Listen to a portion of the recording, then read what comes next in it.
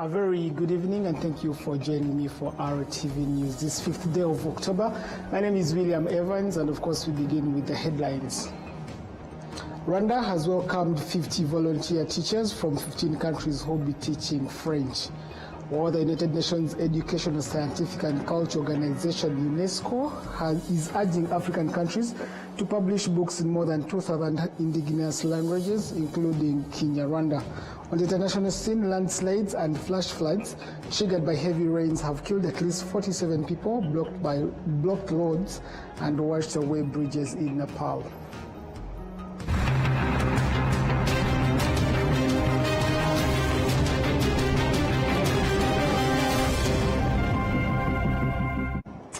Many thanks for joining me. My name is William Evans and this is the news in detail. Rwanda has welcomed 50 volunteer teachers who will be teaching French language, and these are coming from 15 countries and they're members of the International Organization of La Francophonie. Olive Nteti is reporting. Teachers in this program are from Gabon, Cote d'Ivoire, Mali, Guinea, Senegal, France, Benin, Togo, Cameroon and Burkina Faso. These teachers say they will do everything possible to help both Rwandan teachers and students to learn the French language. Teaching French is not something new to me because I've been teaching it in various places for the past 17 years.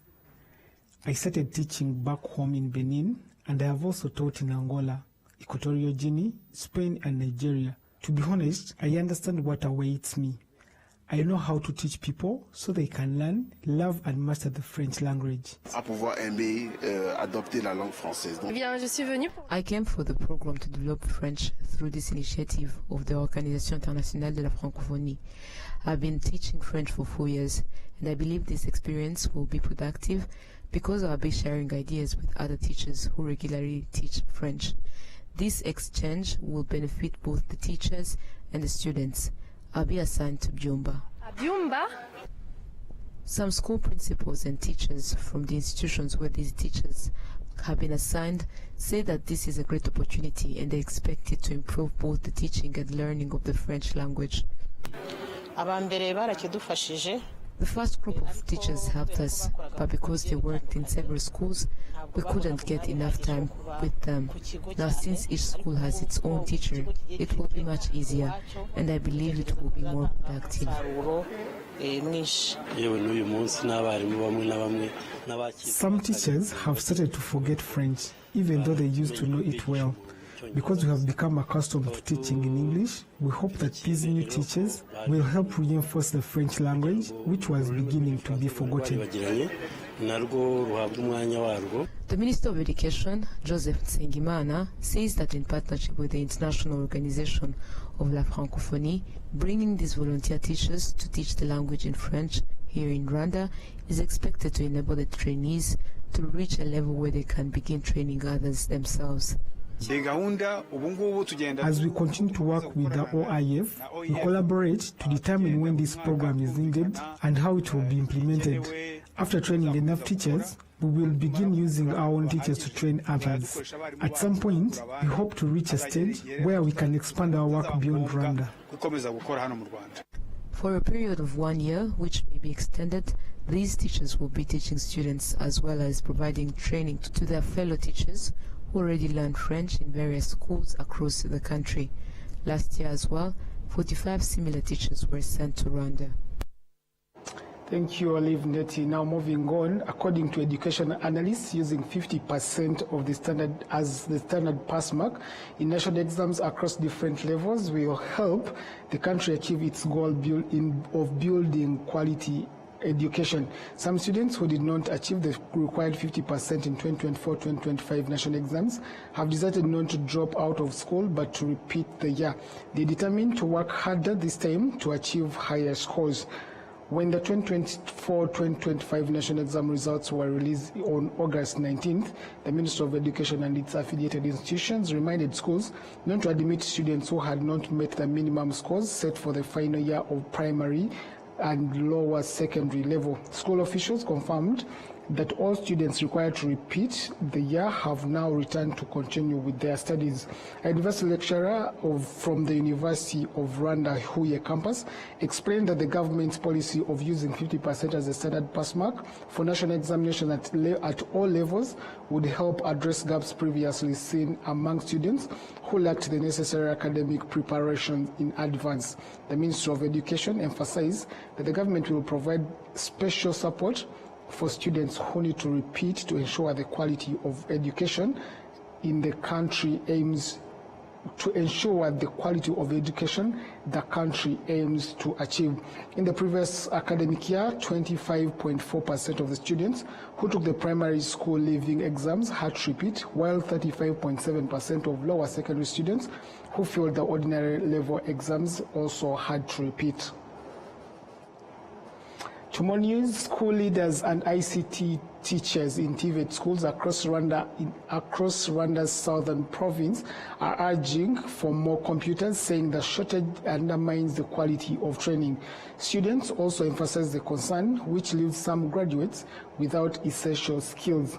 While ICT is being introduced even in primary and secondary schools, an effort praised by leaders in Ruhango, Nyanza and Nyamagabe districts, many TVET schools still lack functioning equipment. According to engineer Paul Umukunzi, Director General of the Rwanda TVET Board, the government is working to address the gaps with plans to equip 12 more schools this year. Over the last 4 years, more than 6,500 computers have been supplied to TVET schools, and over 90 teachers received laptops to support lesson preparation. The government is also expanding internet connectivity nationwide. Under a 5-year plan, it aims to raise the proportion of citizens with basic ICT skills from 53% to 100% by 2029 through better ICT infrastructure in schools and dedicated training programs. Now, the United Nations Educational, Scientific and Cultural Organization, UNESCO, is urging African countries to publish books in more than 2,000 languages, including Kinyarwanda, as part of efforts to bridge the continent's book shortage and cut the higher costs spent importing foreign books from other regions. We do have details on this report. Dr. Nicholas De Cruz, a Singaporean university lecturer based in the United Kingdom, together with his wife, Elisha Shah, visited Chile's library this Sunday. He says that as a lecturer, he appreciates books written by Rwandan authors, though he admits that many are still not easily available across the continent. We work in UK, and there's some books here that we've seen in the UK as well. They're familiar. There are others which are not so familiar. We were trying to understand a little bit about the history of Africa and the way in which Africa is so big, and there's so much unique to Rwanda that we still don't understand. And I think that's what we were looking for as well, just to kind of understand, what the historical perspectives of Rwanda were like. The Rwanda Basic Education Board says it needs about 14 billion Rwandan francs every year to purchase enough textbooks and close the gap in schools. This comes after translating 124,000 books in 2022, which were distributed to 654 primary schools. Some of the available titles include more than 800 books on the history of the 1994 genocide against the Tutsi, written by authors such as Gustave Mukurarinda and Akariza Rolette Anli. I live in Canada.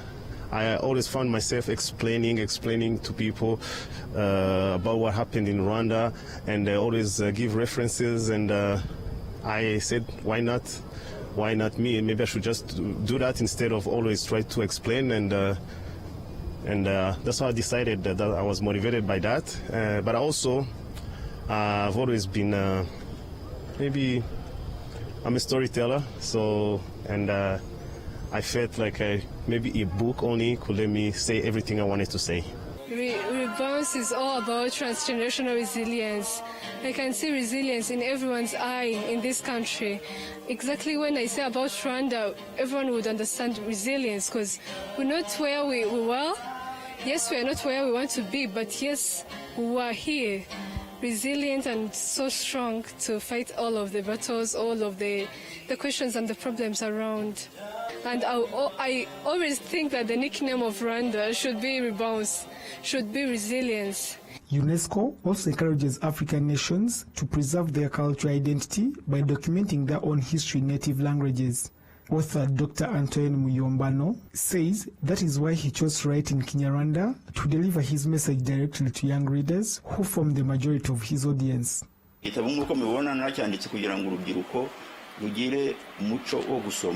especially wrote this book for youths to be encouraged to develop a reading and writing culture, and they should not be afraid to write about complex topics. Across Africa, there are about 8,000 public libraries. In 2023, the continent's book publishing sector counted for 5.4%, which is $7 billion of the global industry, valued at $129 billion. However, writing a book requires significant time and financial investment, says author Gerard Zirimwabagabo, who wrote an English language book titled Foundations Matter. Well, you need time to be able to think through what you want to communicate. And for those of us who are in retirement, that is a resource that is available. But you also need some money, depending on how big the book is and how much support you need in editing the book and publishing it. So it is varied. It depends really on your ability to do most of the work yourself or to source it out. But in a couple thousands of dollars to produce a good book.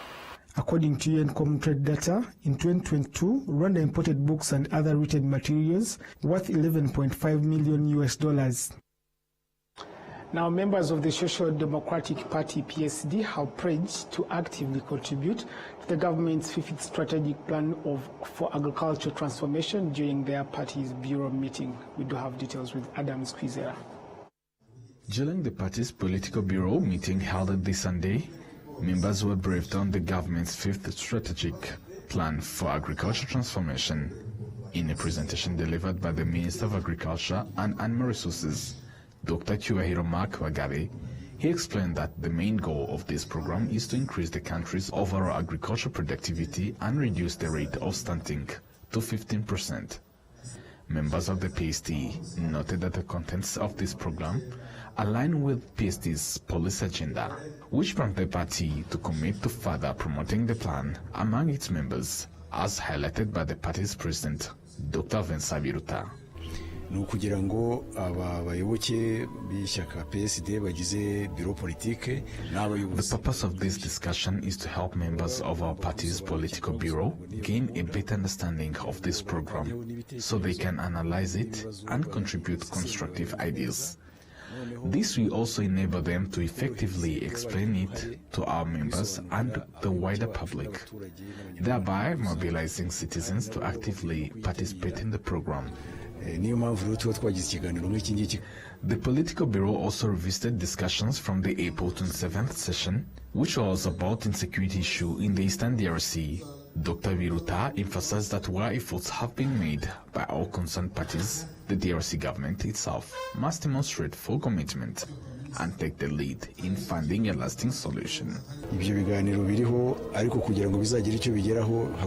There are ongoing peace processes, but for them to be effectively implemented, there must be genuine commitment from all concerned parties. Unfortunately, that willingness has not yet been evident on the side of the DRC. As for Rwanda, we have played our part and continue to do so. We are fully represented in the Washington process and remain engaged in its implementation. And we also continue to contribute wherever possible. Apart from the discussion on the government's fifth strategic plan for agricultural transformation, the meeting also approved the minutes from the previous Political Bureau session and made decisions regarding the replacement of the party's Secretary General.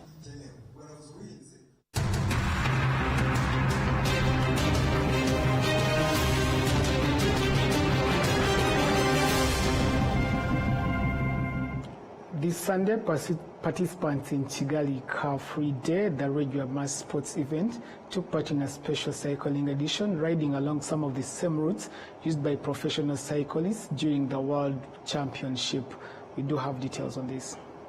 Participants in Kigali Car Free Day, the regular mass sports event, took part in a special cycling edition, riding along some of the routes used by professional cyclists during the World Championship. They started from BK Arena, passed through Simba Supermarket and Shelando before finishing at Kigali Convention Center. According to Emma Claudine Nirenganya, the spokesperson of the city of Kigali, this initiative aims to encourage Rwandans to embrace cycling and to thank citizens and fans for their enthusiastic support throughout the championship. Today was special. You know, it's now a week since we hosted the UCI Road World Championships.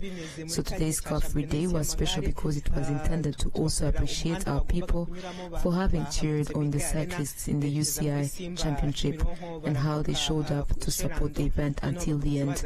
Because of this, we arranged for cycling and demarcated a special route for them from BK Arena to Simba Kimirongo and back to Shelando and to KCC. This is something we are going to be doing oftenly, at least once in 3 months, so that we encourage cyclists and lovers of this sport.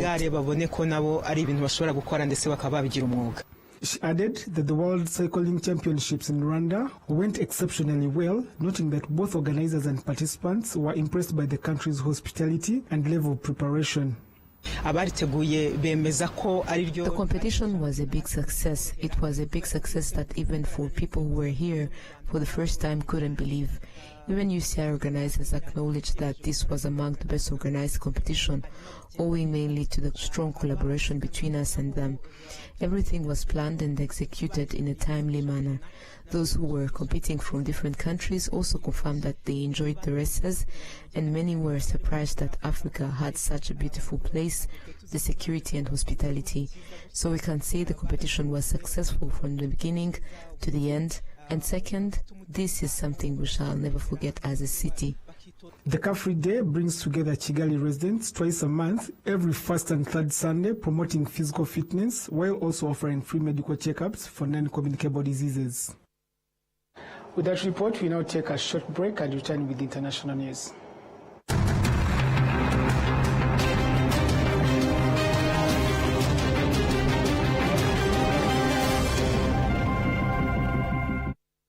Every journey has a beginning.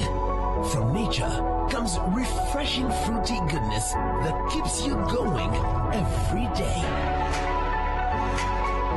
With every pack complementing life's best moments. Not one, not two, but 5 different fruity flavors. And this journey keeps giving. Introducing Inyandi's new fruity juice flavors, guava and cocktail. Now available at your nearest shop. Always ask for Inyandi. Nyiri muto arababwiraga data bati ntabwo wagira umukamo mwinshi utunze inka imwe, ariko nigeze acika intege.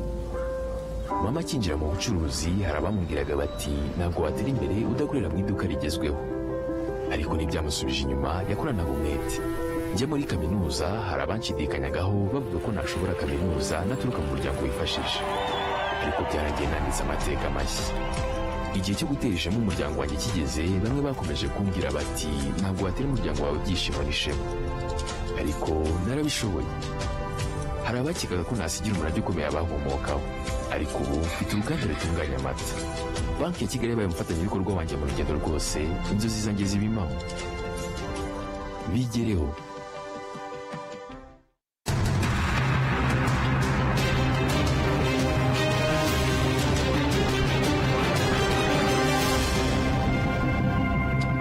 Welcome back from that very short break. Now on the international scene, landslides and flash floods triggered by heavy rains have killed at least 47 people, blocked roads and washed away bridges in Nepal. 35 people were killed in separate landslides in Iram district in the east bordering India, and this is according to Kalidas Daboji, a spokesperson of the armed police forces. Al Jazeera reports.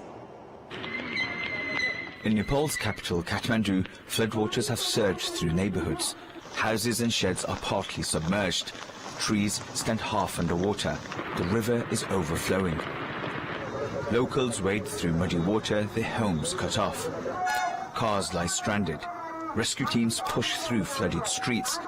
A woman clutches her child, stranded on an inundated road. Drains have overflowed. The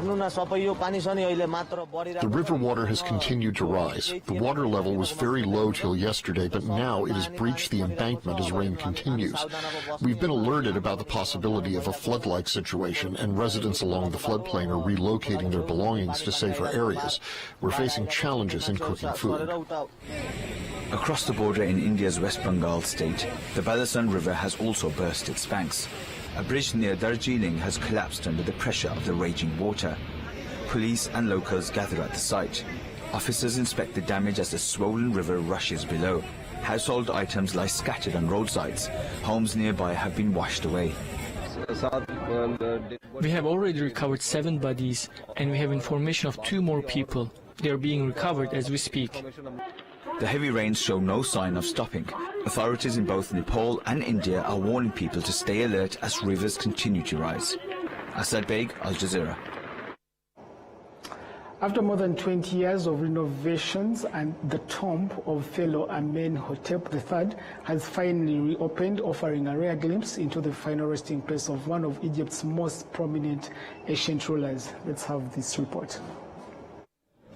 One of the largest tombs in Egypt's Valley of the Kings has reopened to visitors after more than 20 years of renovation. Amenhotep III ruled between 1390 and 1350 BC and was one of the most prominent pharaohs of ancient Egypt. His reign marked a time of exceptional prosperity and grandeur, during which Egypt reached the height of its artistic and international influence. His tomb is carved into the hillside on the west bank of the Nile River near the city of Luxor. The tomb of King Amenhotep III was discovered in 1799, and then it was rediscovered again in 1915 by Howard Carter. The tomb, of course, was unfortunately discovered completely empty, so it was stolen before. Even the sarcophagus, only the lid of the sarcophagus is still there, and it was broken to several pieces, more than 200 pieces. Restoration, led by a Japanese team, included the preservation of wall paintings depicting the pharaoh and his wife. They're considered amongst the most exquisite of those surviving in the royal tombs of the 18th dynasty. The reopening comes less than a month before the official inauguration of the Grand Egyptian Museum near the Giza Pyramids. These steps are part of Egypt's efforts to attract more foreign visitors to revive the tourism sector, a major source of foreign currency. Tourism, we're doing well, and we continue our growth at the rate of 20%, 20 plus, and we expect this to continue to the end of the year. Thanks to the stability and the wisdom in managing and also positioning Egypt within this unrest around Egypt in general. The number of tourists to Egypt suffered a downturn after the political turmoil and violence that followed a 2011 uprising and was recently impacted by the Israel-Gaza war. Cultural tourism to its ancient sites is seen as one of the country's main selling points. That report brings us to the end of tonight's edition. I wish you a good night and a great week ahead. Good night and goodbye.